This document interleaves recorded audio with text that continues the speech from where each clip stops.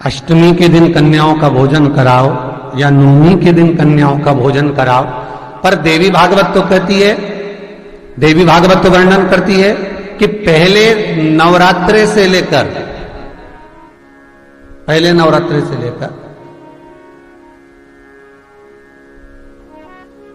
नौमी तिथि तक जितने दिन देवी के होते हैं, प्रत्येक दिन में आप किसी भी दिन कन्याओं का भोजन करा सकते हो, पहली रात्रि से लेकर, पहला दिन से लेकर।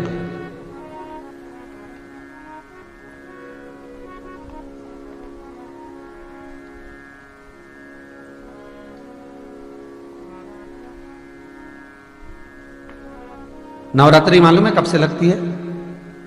आप लोगों को ज्ञात होगा ना, नवरात्रि कब से लगती है? अमावस्या से कि एकम से? अरे जितने लोग सुन रहे हो जरा बोलो तो भाव से। अमावस्या से लगती है कि एकम से लगती है? तो सब लोग कहेंगे महाराज जी पड़वा से लगती है, एकम से। पर देवी भागवत कहती है अगर एकम से लगी तो नवरात्रि पूर्ण कैसे हुई? एकम का दिन लगी तो एकम के दिन की रात्रि, फिर दूज के दिन की रात्रि, तीज के दिन की रात्रि, चतुर्थ दिन की रात्रि, पंचम दिन की रात्रि, छठे दिन की, सातवें दिन की, आठवें दिन की, नवें दिन की रात्रि। पर नवें दिन तो सुबेरे पूजन करके, यज्ञ करके, अनुष्ठान करके देवी को विसर्जन कर दिया, फिर नवरात्रि पूर्ण कैसे हुई? नवरात्रि की पूर्णता होती है अमावस्या की रात से गिनी जाती है। कौन से दिन से गिनते हैं? अमावस्या की रात्रि, फिर एकम की रात्रि, फिर दूज की रात्रि, ऐसे गिनते गिनते अष्टमी की रात्रि तक और नवमी के दिन सुबह तक या दोपहर तक या शाम तक, जब तक आप यज्ञ ना करें तब तक ये 9 रात्रियां पूर्ण गिनी जाती हैं महाराज देवी भागवत के हिसाब से।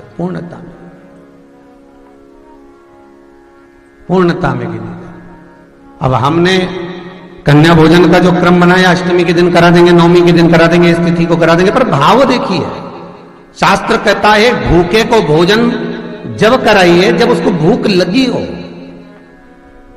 और ऐसों को कराइए जिसको जरूरत पड़ रही है। नवरात्रि आएंगे, कन्याओं को ढूंढा जाएगा, कन्याओं को ढूंढ रहे हैं, देवी जी आ रही है, देवी जी आ रही है, तिलक लगाएंगे, उनको खाना खिलाएंगे, खीर पूरी खिलाएंगे और उनको तिलक करके चुनरी ओढ़ाएंगे, पैसा देंगे। और कन्या तुम्हारे घर में पैदा हो जाए तो मुंह उतार कर बैठ जाते हो। जरा विचार करना, नवरात्रि में कन्या को भोजन कराने से पहले संकल्प लेना कि मेरे घर में भी एक बेटी होना जरूरी है।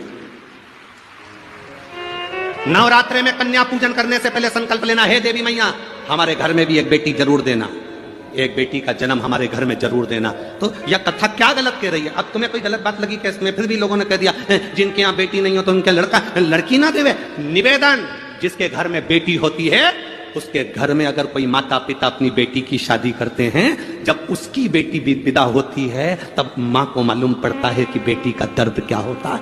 जब तुमसे